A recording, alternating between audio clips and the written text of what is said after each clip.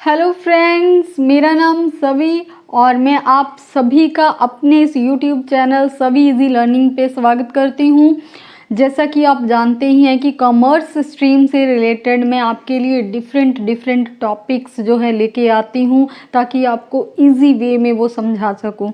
तो इसलिए अगर आप जो चाहते हैं कि आपको मेरे टॉपिक्स जो हैं या जो भी मैं लेक्चर लेती हूँ उसके वीडियोस जो हैं आते रहें आपके मोबाइल पे, तो बेल आइकॉन पे क्लिक ज़रूर कर दें और मेरे चैनल को सब्सक्राइब कर लें। तो यहाँ पे अभी जो है मैं आज का टॉपिक लेके आई हूँ बिज़नेस के ऑब्जेक्टिव्स। लास्ट हमने इसके फीचर्स किए थे। तो ऑब्जेक्टिव्स का मतलब होता है एंड गोल, जिसको कोई अचीव करना चाहता है।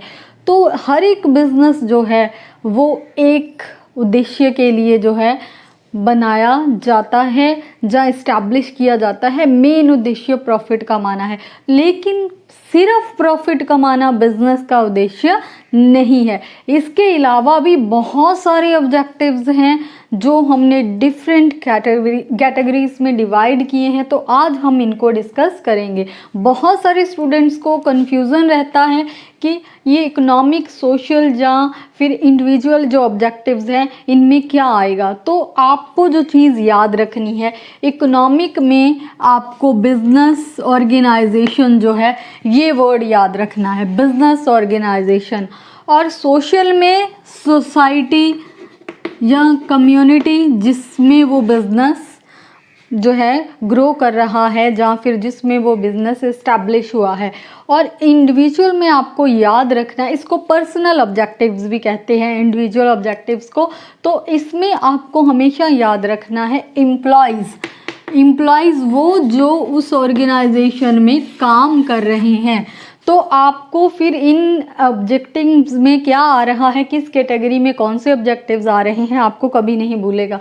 तो स्टार्ट करते हैं सबसे पहले इकोनॉमिक ऑब्जेक्टिव में। इकोनॉमिक ऑब्जेक्टिव में जो है एक ऑर्गेनाइजेशन के बारे में जो है गोल जो है, एक ऑर्गेनाइजेशन के खुद के जो गोल हैं वो यहाँ पे डिस्कस किए जाते हैं। तो सबसे पहला है ऑर्गेनाइजेशन का गोल सर्वाइव करना। सर्वाइव करने का मतलब होता है कि वो जिंदा रह पाए। इतने कंपटीशन में, इतना ज़्यादा कंपटीशन है, कुछ डोमेस्टिक जो है बिजनेस हैं, कुछ फॉरेन जो कंपनीज़ हैं, एमएनसीज़ हैं। तो इतनी बड़ी सारे बिजनेस में एक ऑर्गेनाइजेशन के लिए जो न्यू इस्टेब्लिश हुई है, सर्वाइव करना बहुत मुश्किल है। वो तभी सर्वाइव कर पाएगी जब वो अपनी कॉस्ट को कवर कर पा रही है। कॉस्ट कैसे कवर होगी? जब वो अच्छे प्लान्स लेके आएगी, न्यू टेक्नोलॉजी जो है या न्यू मेथड्स ढूंढेगी या फिर कुछ इनोवेशंस करेगी। तो तभी वो ऑर्गेनाइजेशन, जब वो बिजनेस है, वो सर्वाइव कर पाएगा। पहला उद्देश्य उसका यही रहेगा कि वो सर्वाइव कर पाए। और second one is profit. Profit क्या? जब एक ऑर्गेनाइजेशन सर्वाइव कर जाती है देन वो प्रॉफिट कमाएगी। सर्वाइव में जस्ट वो अपनी कॉस्ट कवर कर रही है, उसके बाद है कॉस्ट के बाद नेक्स्ट स्टेप क्या है? प्रॉफिट कमाना। प्रॉफिट के बिना बिजनेस का ये प्राइमरी ऑब्जेक्टिव है, जो प्रॉफिट है प्राइमरी ऑब्जेक्टिव है। इसके बिना कोई बिजनेस जो है आगे सर्वाइव कर भी नहीं पाएगा। तो प्रॉफिट प्राइमरी ऑब्जेक्टिव है, मेन इसी के लिए एक बिजनेस को इस्टेब्लिश किया जाता है। उसके बाद नेक्स्ट है ग्रोथ। एक बिजनेस जो है वो ग्रो भी करना चाहता है। आज वो सर्वाइव भी कर रहा है, प्रॉफिट भी कमा रहा है, लेकिन वो ग्रोथ मतलब कि वो अपने एम्प्लॉयज़ को और बढ़ाना चाहेगा, मार्केट को और बढ़ाना चाहेगा। जहाँ एक ब्रांच है वहाँ 2, 3, 4 ब्रांचेस जो है वो ओपन करना चाहेगा बिजनेस है। और इसके अलावा जो है कस्टमर या मार्केट के अलावा वो प्रोडक्ट को भी जो है ज़्यादा मैन्युफैक्चर करना चाहे जहाँ फिर सेम प्रोडक्ट की प्रोडक्शन को बढ़ाना चाहेगा। तो ये चीज़ें जो हैं ये आती हैं ग्रोथ में। तो ग्रोथ हो चाहे सर्वाइवल हो, ये दोनों चीज़ें डिपेंडेंट हैं प्रॉफिट के ऊपर। अगर बिजनेस प्रॉफिट कमा रहा है वो सर्वाइव भी कर पाएगा फ्यूचर में और आगे ग्रो भी कर पाएगा। तो नेक्स्ट जो है हमारा सोशल ऑब्जेक्टिव्स, जैसे मैंने आपको बताया, इसमें आपको सोसाइटी वर्ड याद रखना है कि एक बिजनेस सोसाइटी के लिए क्या क्या कर सकता है। तो फर्स्ट है क्वालिटी प्रोडक्ट। पहला, क्यों सोसाइटी के लिए उसके उद्देश्य क्यों हैं, क्योंकि एक बिजनेस जो है वो सोसाइटी में से ही अपने जो है रिसोर्सेज लेता है। उसको लैंड चाहिए, बिल्डिंग बनाता है जिसके ऊपर, जहाँ रॉ मटेरियल चाहिए, और उसके बाद लेबर चाहिए, है ना, एम्प्लॉयज़ चाहिए। ये सारा कुछ कहाँ से मिलता है उसको? सोसाइटी में से। फिर वो प्रोडक्ट को मैन्युफैक्चर करने के बाद प्रोडक्ट बेचेगा जब, फिर भी उसको कस्टमर चाहिए, वो भी कहाँ से? वो भी सोसाइटी में से। मतलब वो सोसाइटी से इतना कुछ ले रहा है तो उसका ये रिस्पॉन्सिबिलिटी है, या फिर कि वो जो इन उद्देश्यों को भी पूरा करे, ये भी उसके उद्देश्य हैं। तो पहला है क्वालिटी प्रोडक्ट। क्वालिटी प्रोडक्ट का मतलब क्या है कि वो प्रोडक्ट एक जो है उसकी बेटर क्वालिटी प्रोवाइड करे, जो भी एक कस्टमर डिज़ायर रखता है, जो इसकी इच्छा है, एज पर दैट। तो क्वालिटी के मायने जो हैं वो मीन्स जो हैं वो अलग अलग हैं। जैसे अगर आप बात करें ड्यूरेबल थिंग्स की, स्कूटर, कार, टीवी, रेफ्रिजरेटर, तो ऐसी चीज़ों में क्वालिटी का मतलब रहता है कि वो कितना देर चलेंगी, कितनी ड्यूरेबल हैं वो। अगर हम बात करें इलेक्ट्रिकल थिंग्स, या फिर गैस सिलेंडर, या फिर प्रेशर कुकर की, तो ऐसी चीज़ों में क्वालिटी का मतलब सेफ्टी होता है कि वो कितनी सेफ़ हैं किसी के लिए। और जैसे बाकी की चीज़ें, दालें वगैरह हैं, मेडिसिन हैं, ऐसी कोई चीज़ें हैं, तो उनमें क्वालिटी का मतलब रहता है उनकी प्योरिटी कितनी है, वो कितनी प्योर हैं, क्या उसमें कुछ ऐसी मिलावट तो नहीं है। तो ये चीज़ें जो हैं क्वालिटी में हर प्रोडक्ट में अलग अलग है। तो जैसा भी कोई कस्टमर डिज़ायर रखता है तो एज़ पर दैट उसको क्वालिटी वाला प्रोडक्ट ही सप्लाई करना है। और जो ऐसा प्रोडक्ट भी होना चाहिए जो उसकी हेल्थ को नुकसान नहीं करे। ऐसा नहीं है कि चावल बेच रहा है एक पर्सन, या एक बिजनेस में ना एक ऑनर चावल को पॉलिश करके बेच रहा है। जैसे आजकल तो आपने देखा होगा, कहते हैं कि आर्टिफिशियल एग्स भी आ गए हैं। क्योंकि वो अपने ऑर्गेनाइजेशनल ऑब्जेक्टिव्स को ज़्यादा प्रेफरेंस देते हैं। तो वो हमारी हेल्थ के लिए तो बढ़िया चीज़ें नहीं हैं। तो कई चीज़ों में केमिकल मिक्स किए जाते हैं, वो जस्ट अपने प्रॉफिट्स को मेंटेन रखने के लिए ऐसी चीज़ें करते हैं। तो एक बिज़नेस जो है उसका मोटिव यही होना चाहिए, अच्छी क्वालिटी का प्रोडक्ट जो हेल्थ को जो है वो डैमेज ना करे किसी के भी, ऐसा प्रोडक्ट प्रोवाइड करना चाहिए। नेक्स्ट है avoid unfair trade practices. Unfair, ये अनफेयर ट्रेड प्रैक्टिसेस, इसका क्या मतलब है? इसका मतलब है जब भी कोई किसी से ओवर चार्ज करता है, एक चीज़ 100 रुपये की है और उसको 500 में बेच रहा है ना, तो ये जो है प्रॉफिट का बहुत बड़ा हिस्सा है। ये कस्टमर के साथ जो है वो सही नहीं है, ये अनफेयर चीज़ है ना। इसके साथ ही ब्लैक मार्केटिंग करना, होर्डिंग्स करना, मतलब कि आप प्रोडक्ट को ये कह के कि अभी प्रोडक्शन नहीं है, सप्लाई नहीं है, तो आप उसको जमा कर लो ना, जिसको जमाखोरी कहते हैं, आप उसको स्टोर करके रखते जाओ, है ना। जब कोई कस्टमर डिमांड करेगा तो क्या है, अवेलेबल नहीं है, लेकिन अगर वो उसके लिए हाई प्राइजेस देने के लिए रेडी है, देन आप जितने मर्जी ले लो प्रोडक्ट, है ना। तो इसका मतलब ये ब्लैक मार्केटिंग या होर्डिंग्स हैं, तो इसको अवॉइड करना चाहिए। तो ये चीज़ें क्या है, ये अनफेयर ट्रेड प्रैक्टिसेस में आती हैं, ये अंडर लॉ पनिशेबल है। अगर कोई ऐसा करता है, गलत चीज़ें जो है वो सप्लाई करता है, जहाँ फिर उनकी होर्डिंग करता है, ब्लैक मार्केटिंग करता है, ओवर चार्ज करता है प्रोडक्ट के, जितना भी उसका एमआरपी है उससे ज़्यादा चार्ज करना, तो ये सारी चीज़ें जो हैं अंडर द लॉ प्रोहिबिटेड हैं, और इसके लिए ये एक पनिशेबल जो ऑफेंस है, तो ये नहीं कर सकता है कोई भी बिजनेस। तो उसका ये उद्देश्य होना चाहिए वो चीज़ों को अवॉइड करे। वैसे कि भी अगर वो ऐसी चीज़ों को अवॉइड करता है तो एक ऑर्गेनाइजेशन की इमेज, रेपुटेशन जो है पब्लिक में वो सही जाती है और लोग उनके ऊपर ज़्यादा ट्रस्ट करते हैं। तो नेक्स्ट है एम्प्लॉयमेंट जनरेट करना। नेक्स्ट उसका ऑब्जेक्टिव है, अब उस सोसाइटी में अगर वो रह रहा है, जहाँ ग्रो कर रहा है, सर्वाइव कर रहा है, वो बहुत कुछ सोसाइटी से ले रहा है।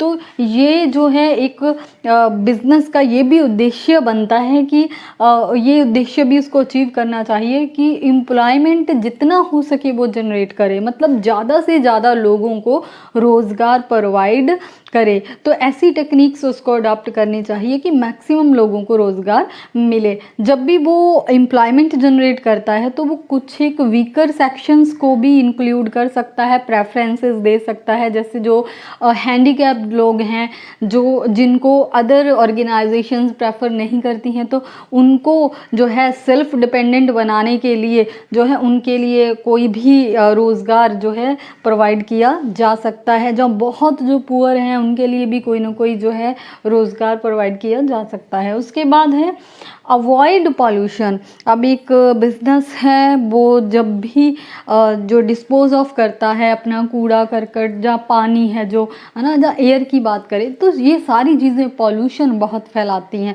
अगर वो गंदा धुआं हमारे एयर में जाएगा तो एयर पॉल्यूट होती है ना, केमिकल्स के कारण, है ना, जिससे हमारी ओजोन लेयर जो है वो भी डिस्ट्रॉय हो रही है। और इसके साथ साथ जब वो पानी जो है वो छोड़ता है जिसमें बहुत सारे केमिकल्स हैं, इससे हमारी सॉइल की जो उपयोगिता है, जो कह लो कि पैदा करने की शक्ति है, कुछ भी प्रोडक्शन की एबिलिटी है, वो ख़त्म हो जाती है। तो इसके साथ ही जो है, जो अगर वो इसको डिस्पोज ऑफ करता है, थ्रो करता है नहरों में या फिर समुद्र में, देन वहाँ का पानी जो है वो पॉल्यूट हो रहा है, नदियों का पानी पॉल्यूट हो रहा है। तो वहाँ में जो भी एनिमल्स रहते हैं उनके हेल्थ के ऊपर भी इसका इफ़ेक्ट सही नहीं पड़ रहा है। तो इसके साथ ही सॉइल अगर कचरा वगैरह फेंक रहा है और भी कोई, तो ये बिज़नेस जो है हमारी ऑर्गेनाइजेशन को, ये सोसाइटी में जो है पॉल्यूशन नहीं फैलाना है। ऐसी टेक्निक्स को अडॉप्ट करना है जो इन्वायरमेंट फ्रेंडली हों। वैसे तो आजकल सभी को पहले इन्वायरमेंट पॉल्यूशन जो है कंट्रोल का सर्टिफिकेट लेना पड़ता है, पॉल्यूशन फ्री का सर्टिफिकेट, उसके बाद ही वो प्रोडक्शन कर पाते हैं। लेकिन फिर भी अगर उसने वाटर को किसी नदी में थ्रो करना है, देन क्या किया जा सकता है, उसको पहले प्यूरिफाई करके उसके बाद जो है केमिकल्स अलग करके फिर वहाँ फेंका जा सकता है ना। ऐसे ही एयर का है। तो ये चीज़ों का ध्यान जो है उसको बिजनेस को रखना है और इस उद्देश्य को भी अचीव करना है। नेक्स्ट है सोशल सर्विसेज। सोशल सर्विसेज का मतलब है कि वो हॉस्पिटल्स वगैरह या फिर charitable hospitals, charitable schools, educational institutions, ऐसी चीज़ें जो हैं वो सोसाइटी को दे सकता है, क्योंकि उसके पास इतना प्रॉफिट है, उसको ये कॉस्ट जो है वो इजीली बेयर कर सकता है। इसके साथ साथ ही अगर गवर्नमेंट या अदर एनजीओज जो हैं वो वेलफेयर के काम कर रहे हैं, वो भी जो है वेलफेयर के काम या उनके साथ आके उनको फंडिंग कर सकता है, इसके लिए फंड्स प्रोवाइड कर सकता है, जिसमें जो है सोसाइटी जो है ग्रो करती है, वहाँ लोगों का लिविंग स्टैंडर्ड है वो भी बढ़ता है।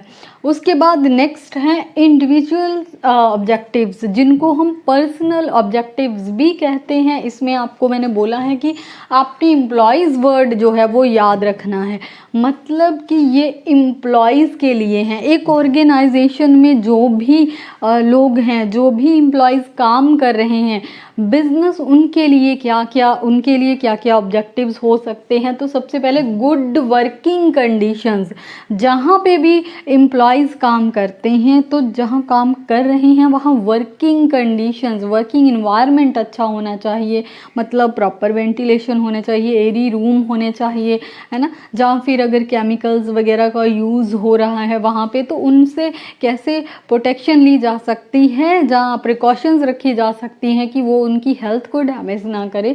तो ये चीज़ों का भी जो है ध्यान रखना चाहिए एक बिजनेस को। नेक्स्ट है रीज़नेबल सैलरीज़। यहाँ पे हम बहुत ज़्यादा मैक्सिमम सैलरीज़ की बात नहीं कर रहे हैं, एज पर जो capability of the business organisation, वो जितनी सैलरी दे सकता है उतनी रीज़नेबल सैलरीज, वेजेस जो हैं एम्प्लॉयज़ को देनी चाहिए। और ये भी इंश्योर करना चाहिए कि उनको जो है पर मंथ जो है एक मिनिमम सैलरी हो कि ये उनको हमेशा मिलेगी ही मिलेगी, कोई भी कंडीशन हो। तो यहाँ पे जब सैलरीज डिसाइड कर रही है एक ऑर्गेनाइजेशन, उस समय पे उसको अपने कंपटीटर्स की सैलरीज और जो लॉज के अंडर कितनी मिनिमम सैलरीज हैं और उसकी खुद की कितनी कैपेबिलिटीज़ हैं, ये सारी चीज़ें, और एक एम्प्लॉय की परफॉर्मेंस कैसी है, ये सारी चीज़ों का ध्यान रखना होता है। नेक्स्ट है पीयर रिकॉग्निशन। पीयर रिकॉग्निशन का मतलब है कि वो नॉन मॉनिटरी इंसेंटिव्स भी एम्प्लॉयज़ को दे सकता है, जो उसको काम करने के लिए इनिशिएटिव लेने, वहाँ पे मोटिवेट करने के लिए ज़रूरी होते हैं। जैसे कि जब उनकी परफॉर्मेंस अच्छी है देन उनको अवार्ड वगैरह दिए जा सकते हैं। इसके साथ साथ ही उनको मैनेजमेंट में कोई भी डिसीज़न लेना है तो पार्टिसिपेट करवाया जा सकता है और उनके सजेशंस जो हैं वो वेलकम किए जा सकते हैं, जिससे एम्प्लॉयज़ का मॉरल भी इंक्रीज़ होता है और वो आपकी स्ट्रेंथ बनते हैं और उनकी जो कैपेबिलिटीज़ हैं और उनमें जो भी टैलेंट है वो यहाँ पे उसका भी पूरा यूज़ हो जाता है। उसके बाद नेक्स्ट है स्पेशल बेनिफिट्स। स्पेशल बेनिफिट्स में उनको जैसे एजुकेशन, उनके बच्चों को एजुकेशन, उनको खुद को मेडिकल फैसिलिटीज़, हाउसिंग फैसिलिटीज़, तो ऐसे कुछ एक बेनिफिट्स जो हैं वो भी प्रोवाइड किए जा सकते हैं। कभी कोई बोनस दे दिया, जिससे क्या है एम्प्लॉयज़ जो हैं वो अपनी मॉनेटरी नीड्स को पूरा कर सकते हैं और उनको फ्यूचर की भी चिंता नहीं है। अब लास्ट है आपका ग्रोथ एंड डेवलपमेंट। इसमें एम्प्लॉय की स्किल को डेवलप करने के लिए, उसकी नॉलेज को जो है बढ़ाने के लिए उसको ट्रेनिंग दी जा सकती है, जिससे उसमें जो भी स्किल्स हैं वो डेवलप होंगे और वो ऑर्गेनाइजेशन के लिए और भी एफिशिएंसी से और इफ़ेक्टिवली काम करेगा और ये भी ऑर्गेनाइजेशन को जो है ही पे करता है। जैसे ऑर्गेनाइजेशन जो है इससे अपने प्रॉफिट्स को भी बढ़ा सकती है, तो एम्प्लॉयज़ उनके लिए स्ट्रेंथ भी बन सकते हैं, क्योंकि एक ट्रेंड एम्प्लॉय जो है उसकी लर्निंग एबिलिटीज़ भी ज़्यादा होती हैं और वो काम अपनी परफॉर्मेंस भी जो है ऑर्गेनाइजेशन में बेटर देता है। तो ये सारे के सारे ऑब्जेक्टिव्स जो हैं एक ऑर्गेनाइजेशन को, बिजनेस ऑर्गेनाइजेशन को अचीव करने होते हैं। फ्रेंड्स, अगर आपको ये कंसेप्ट क्लियर है देन प्लीज़ आप मेरे यूट्यूब चैनल पे जाके इस वीडियो को लाइक कर सकते हैं।